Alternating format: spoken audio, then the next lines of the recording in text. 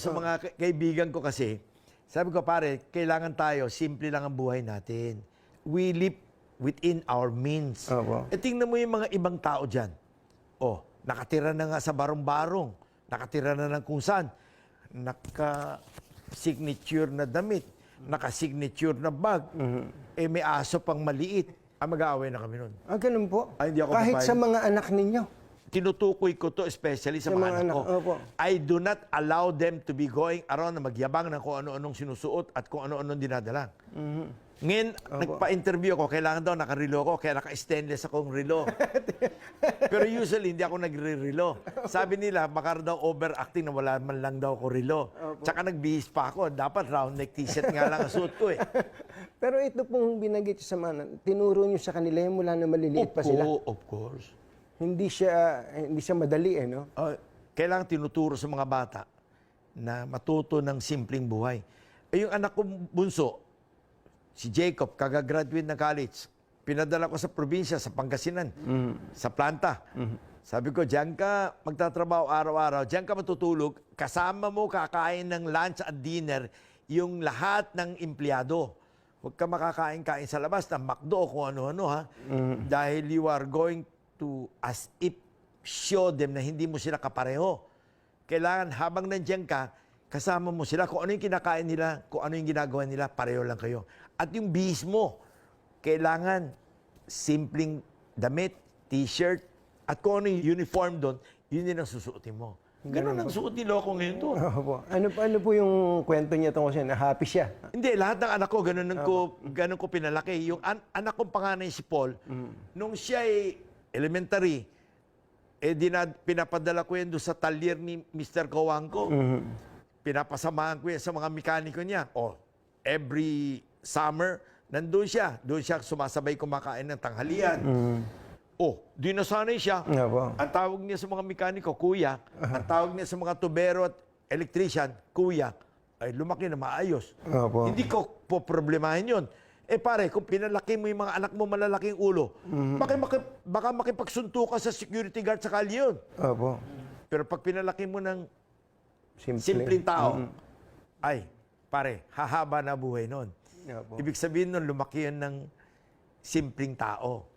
At kailangan yung kumain kung ano yung kinakain ng mga tao. Ano po pakiramdam nyo na yung mga anak ninyo ganun makitungo sa kapwa? Hindi sila lalaki ng ganun. Kailangan tayo magsabi sa kanila, ganun lang kayo.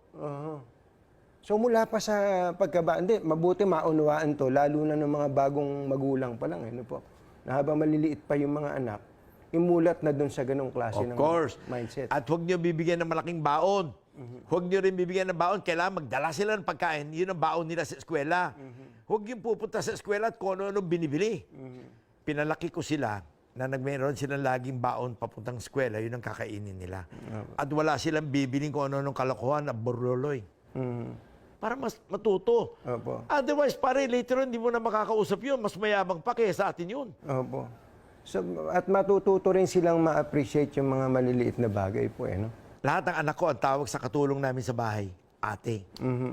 Ang tawag sa lahat ng kasama namin sa bahay, driver or mekaniko, kuya. That's how I brought them up. Ang sarap sa pakiramdam nung bilang magulang, ano?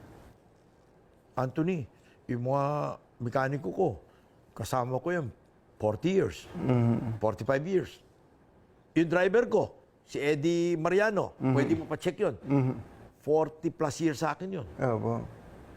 Para tumagal sa inyo ng ganun katagal ang isang tao, ibig sabihin. Marunong tayo makisama eh. Nung isang araw nga nagpaalam sa akin, masama daw tiyan. Sabi niya, boss, samahan tiyan ko parang di ako matunawan. Di ba yung tinitake mo, Nexium? Kinuha ko sa bag ko. Yung Nexium ko, binigay ko sa kanya. Pabinuksan ko, kinuha ko yung tubig ko. Ininom niya. Kako, ito pang natitira Nexium, iuwi mo to, tirahin mo pa ito mamayang gabi. Yung ibang tao, kukunin mo ba yung gamot mo, ibibigay mo sa driver mo. Di ba? Iba parang sabihin, bahala ka sa buhay mo. Pare, hindi lang nila alam, pag galit sa'yo yung driver, baka ibangga ka para ipatayin ka nun. Tama po. Ibig sabihin, sa pakisama natin, sa mga kasama natin, they will love us, they will protect us. Kung bastos ka sa mga kasama mo, pare, Hindi ka tutulungan ng mga yun. Pero meron po ba kayo na-experience na ginawa nyo na lahat, nakisama kayo? Sabi nga nung iba, yung exaggerated, halos pinakain nyo na sa palad ninyo, pero hindi pa rin maganda ang naging... May mga Ay, ibig ganun ba? sabihin kulang ka pa rin sa pakisama. Ganun po. Bigyan ko kayo example, ha? Ito, ha? Para masyak kayo. 5 beses ako nagka-COVID. 5 po. 5. Tatlo lang yung nabalita. Hindi, 5. Opo. Nung may vaccine na, yung pang-5 ito. Opo. Yung driver ko, Eddie Mariano, ito, buhay pa si Loco. Opo. Lahat na may COVID ako. Sabi ko, bumaba ka. Ako na magmamano may COVID ako. Ayaw niya. Sabi niya, boss, may COVID ka. Di mag-face mask lang tayong dalawa. Ipagmamanayo kita, hindi kita pabayan. Ihati kita sa bahay mo. Opo. Opo. Oh, pakisama yun. Ay, grabe po yan. Opo. Opo. Kung Malalim. iba, pare, iwanan ka na kagad nun. Sabi siguro, mamatay ka na. Di ba? Ganun lahat ang kasama ko sa bahay. Kahit may COVID ako, masama ang katawan ko. Yung katulong ko sa bahay, papasukan na ako nun, dadalhin pa ako ng gamot o kung ano. Ay, yung nurse nga dito sa opisina namimilit pa, gusto ako bantayan sa bahay. Sabi ko, loko ka ba naman? May COVID na ako, dito ka lang. Di ba? Ibig sabihin, pakisama yan. Opo. Matindi po yan. Sobrang lalim na pakikisama. Doon po sa mga nanonood sa atin, na sabi nyo nga, hindi naman pinapangarap, magtrabaho ka lang. Ano po yung maibibigay niyong payo para umunlad sa buhay? Kasi ang napapansin ko sa mga marami, hindi po kakaunti ito, na sabi nga nila, kaya mahirap, ganitong mag-isip. O kaya ganitong mag-isip dahil sa mahirap. Kayo nga po kayo, naranasan nyo yun mula sa mababa hanggang sa lumaki. Ano po ang paraan para umunlad sa buhay, yung maliliit?